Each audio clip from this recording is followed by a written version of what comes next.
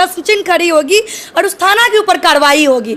इसीलिए ये लोग सारे लोग मिल करके इस घटना को केमिकल से दूर रखा जा रहा है। बिल्कुल, तो इसीलिए हम लोगों ने रिक्वेस्ट किया, 1 सप्ताह का हम लोगों से समय लिया गया है। हम बोले जब इतना दिन तो और 1 सप्ताह सही, लेकिन नई टीम का गठन किया जाए और इसका सीबीआई जांच हो, हमारी ये मांग थी। थाना अधिकारी से भी मैंने बात की और वहाँ पे मंत्री जी से भी हमारी बात हुई है। हमारी वीणा दी खुद वहाँ पे पहुँची थी और सारी चीज़ें हुई है। जो दब रहा था केस, उस केस में अगर जान लाया है तो महिला विकास मंच ने लाया है। अच्छा, मुझे एक बात पे बड़ा आश्चर्य हो रहा है, इतनी बड़ी घटना हमारी बेटी के साथ, इतना मतलब भयावह एक हादसा हुआ या फिर उसके साथ इतना गलत कुछ किया गया, कहाँ है नेशनल मीडिया? कहाँ है वो सीमा हैदर को कवर करने वाला सारा कैमरा? आप किसकी बात कर रहे हैं? नेशनल मीडिया की। यही कंगना रनावत को जब एयरपोर्ट पे एक थप्पड़ लगती है, वो थप्पड़ की गूंज देश नहीं विदेश तक उसका थप्पड़ का गूंज पहुंच जाता है और हाईलाइटेड मुद्दा हो जाता है पूरे देश के लिए।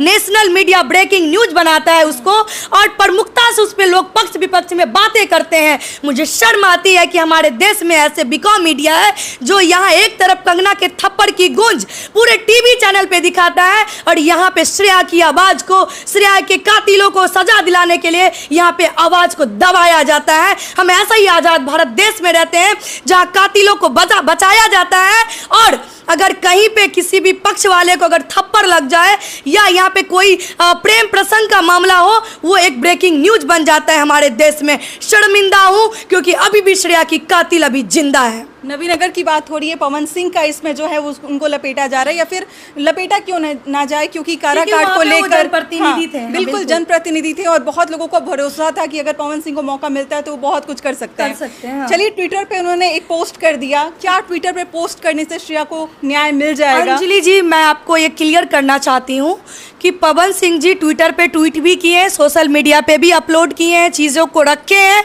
प्रशासन से न्याय की गुहार लगाए हैं कि श्रेया को जल्द से जल्द न्याय मिले। अब हमारी बहन हमारी बीच नहीं है और आज उनकी वो पर्याप्त है? नहीं, पर्याप्त नहीं है। मैं बिल्कुल ये कह रही हूँ कि ये पर्याप्त नहीं है। वो पहुँचे भी, उनकी टीम भी पहुँची है पवन सिंह की। और जहाँ तक रहा सवाल न्याय का, वहाँ पे जीते हुए प्रत्याशी है राजा राम सिंह। राजा राम सिंह जी जो अभी लोकसभा काराकाट से अभी उम्मीदवार थे और जीते भी। आपको मैं बता दूं, जहां एक तरफ श्रेया की दाह संस्कार हो रही थी, वहां पे क्रियाक्रम हो रही थी, वहीं पे ये राजा राम सिंह जी ये प्रोग्राम करवा रहे थे और कार्यक्रम कर रहे थे, वहां पे जश्न मना रहे थे जीत का। उसी मंच पे सीमा कुशवाहा जी भी खड़ी हैं। क्या इन लोगों के अंदर कितनी गरिमा खत्म हो गई? क्या जरूरी थी? जहां पे ये लोग कार्यक्रम कर रहे थे, महज कुछ दूरी पे श्रेया का घर था, कुछ दूरी पे। आप सोचिए कि उस बेटी के परिवार के ऊपर क्या बीत रही होगी। आप क्या बात कर रही हैं? चुनाव खत्म हो गया, सबको जो वोट मिलना था उनको वोट मिल चुका है, अब वो क्यों जाएंगे किसी के दरवाजे पे? मैं यही कह रही हूँ कि ये कितनी शर्म की बात है कि श्रेया के घर के महज कुछ दूरी पे वो कार्यक्रम कर रहे थे, संगीत का प्रोग्राम कर रहे थे, जीत का जश्न मना रहे थे और उसी मंच पे जो माता, एक माँ होती है जिसके अंदर ममता कहा जाता है, वो माँ अपनी गरिमा खो करके अब उनकी भी बेटी है सीमा कुशवाहा जी की। शर्मिंदा हूं मैं क्योंकि वो सीमा कुशवाहा जी स्टेज पे वो खड़ी थी, वो उस प्लेटफॉर्म पे खड़ी थी, वो जीत का जश्न मना रही थी, लेकिन कुछ दूरी पे श्रेया का घटना घटी, वहां पे वो सीमा कुशवाहा नहीं पहुंची, ना राजा राम सिंह जी पहुंचे। क्या ये उचित है? तो सवाल किससे कीजिएगा? यहाँ पे हमारे सरकार सोए हुए हैं, कहाँ आपको बताइए कोई सरकार इस पे बात कर रही है? नहीं कर रहे। क्यों करेगी बात?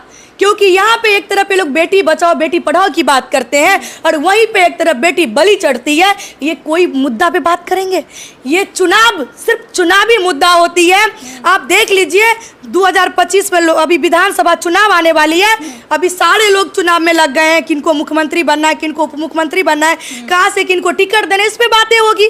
क्यों होगी किसी बेटी पे बात? एक बात बताइए, कुछ दिन पहले जान की कीमत नहीं, जान की कोई कीमत नहीं है। आपकी बहन गई, आपकी बेटी गई, आप देखिए, आप रोड पे घूमिए, रोड पे भटकिए, न्याय कहीं नहीं मिलेगा क्योंकि न्याय की दरवाजा का जो चाबी है ये अपने सत्ता वाले अपने पास रख लिए हैं। इसीलिए आज हमारी जो बहन बेटी जो नोची जाती है वो कहीं ना कहीं 2-4 दिन 5 दिन के बाद वो मामला दब जाता है और हम लोग घर में चुपचाप बैठ जाते हैं। ये बिहार है, ये हमारा देश है जहाँ लॉ एंड ऑर्डर की धज्जियां उड़ाई जाती है खुलेआम, क्योंकि हमारे सरकार हर मुद्दे पे चुप होती है। सिर्फ चुनावी मुद्दा है, बेटी बचाओ बेटी पढ़ाओ, महिला सशक्तिकरण, नारियों के लिए रोज योजनाएं, ये सब तमाम चीज़ें बड़े बड़े मोटे अक्षरों में, सुनहरे अक्षरों में, मोटे मोटे किताबों में बंद हो जाती है। देखिए, बहुत सारी कहानियों को दिखाती हूँ ताकि बिहार को एक अलग तरीके से परिभाषित कर सकूँ, आपको दिखा सकूँ कि बिहार किस तरीके से आगे बढ़ रहा है। लेकिन अगर श्रेया की जैसी लड़की के साथ अगर ऐसा होगा, हम कैसे बोल पाएंगे कि हमारा बिहार बदल रहा है? हम कैसे बोल पाएंगे कि हमारी बेटियों को,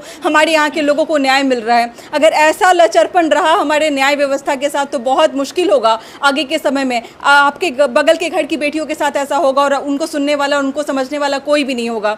जब चुनाव आएगा, जब आपको वोट की ज़रूरत पड़ेगी लोगों को, तब आपके दरवाजे पे आएंगे और बड़े बड़े वादे करेंगे। लेकिन देख लीजिए, बिल्कुल अभी चुनाव खत्म हुआ और अभी इतनी बड़ी घटना घट गई है, लेकिन उसको सुनने वाला और उसको कवर करने वाला कोई भी नहीं है। यही छोटे छोटे माइक जो हैं उस घर तक पहुंच रहे हैं, यही छोटे छोटे माइक जो हैं उनकी बातों को, उनके परिवार की बातों को आप तक पहुंचा रहे हैं। क्या कहना चाहिएगा जो सोशल मीडिया इतना बढ़िया रोल अदा कर रहा है कि छोटी छोटी जगहों की चीजों को उभार रहा है? धन्यवाद देना चाहती हूँ तमाम यूट्यूबर्स को, जो लोग हर एक मुद्दे को